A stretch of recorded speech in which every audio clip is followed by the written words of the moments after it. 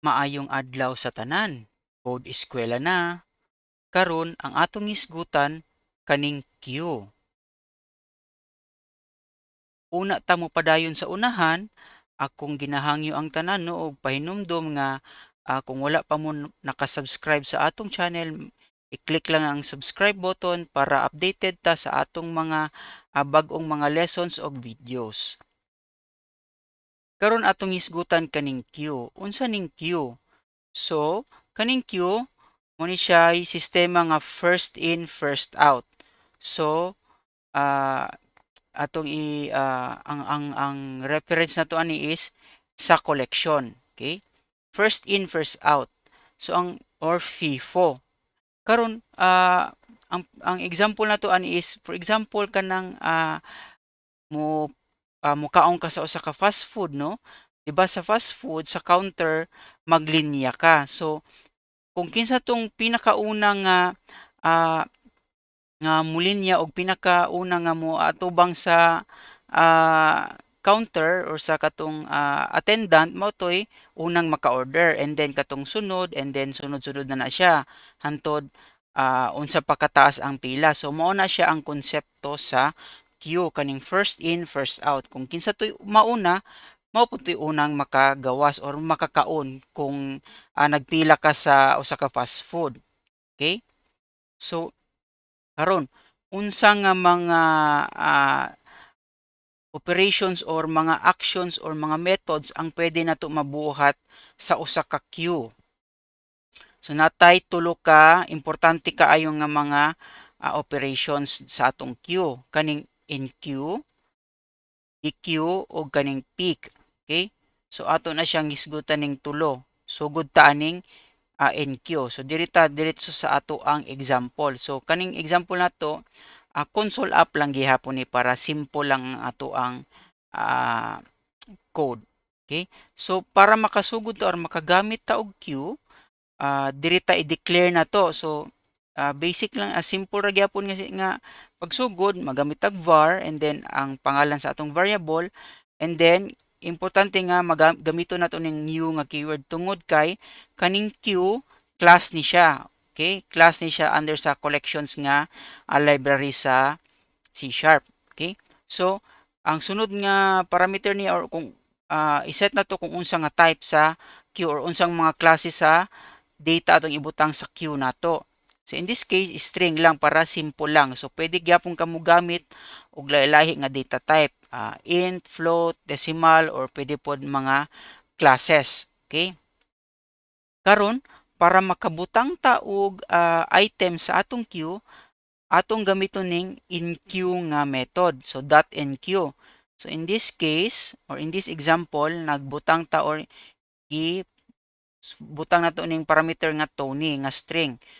Meaning kani si Tony mao ni siya mahimong first sa queue nato. And then gisundan na po nato ning Steve, and then ang ikatulo is in queue nato si Bruce. Okay?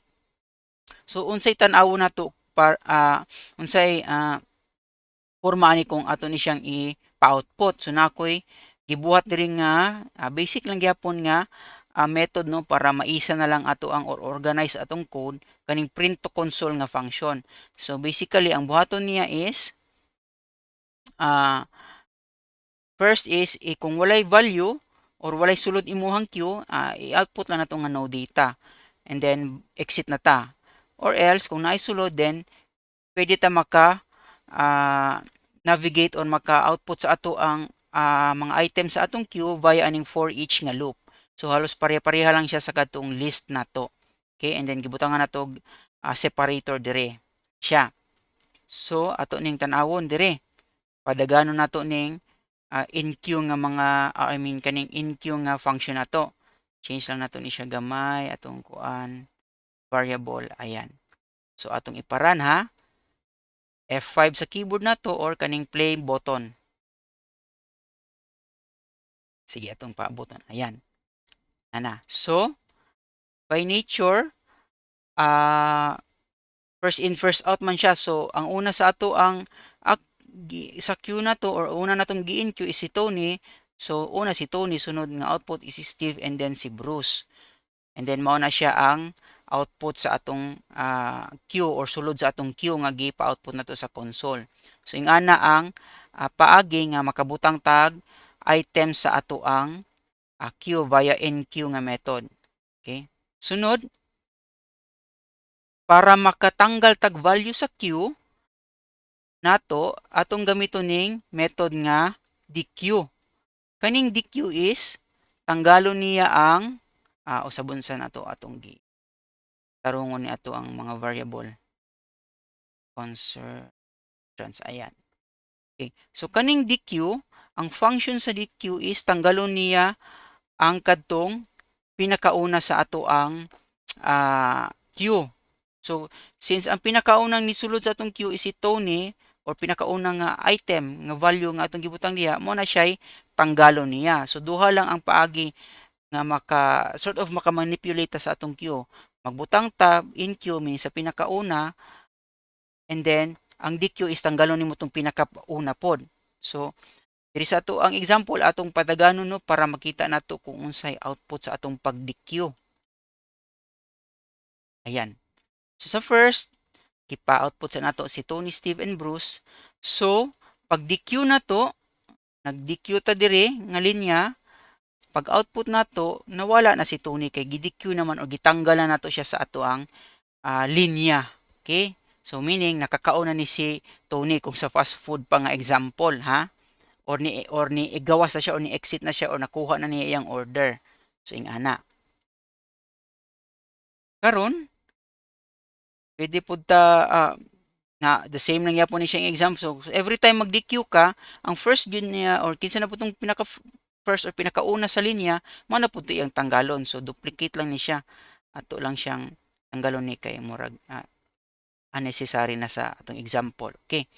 Karon, ang ikatulong method or operation sa atong queue is kaning peak. Kaning peak mo rin ni siya DQ. Pero instead of tanggalon niya sa ato ang queue, i-output lang niya kung unsay value sa imuhang pinakaunang item. Okay? In this case, ato ning padaganon ning kaning example. So ato lang sang i-change ang variable. Okay. So sa concert entrance ato sa ning i-comment para dili kayo ilabtan ang ato ang queue nga variable. Okay. Sa queue, magpabutang tao maggamit aning .pick nga method, meaning lilion lang niya ang pinaka-first nga value or pinakauna sa linya. Okay? So magbutang tag sumpayan nato para magklaro gyud nato nga wala gyud siya gitanggal, no? So insert entrance. Ayan. So mo lang na siya i-function, mura lang ni siya dequeue pero dili lang niya tanggalon ang pinakauna sa queue nimo. Okay? Iya lang paon ang value. So ingani siya. Okay? So sa first na to is kompleto siya no, Tony, Steve, Bruce. Tapos karon diri sa output aning line 23 mo na ni siyang okay. Mo na ni siyang si Tony. Okay, kaduha siya na print. Si Tony, and then kani siya after the aning separator kani siya mo ni siya si Tony, and then gipa-print na po natong balik. So naara gyapon si Tony kay wala man siya tanggal, gisilip lang ang value aning first na to nga item sa ato ang queue. Okay? So ingana ang peak. So ingana lang siya, mo lang na ang mga tulo ka importante nga operation or actions nga atong or methods nga atong hinumduman sa queue nga collection. Okay? Collection type. So ingana ang ato ang hinumduman. Sa kanunay, uban nilang kuninyo ug magpadayon kita sa pagtuon dinhi lang sa Code Eskwela.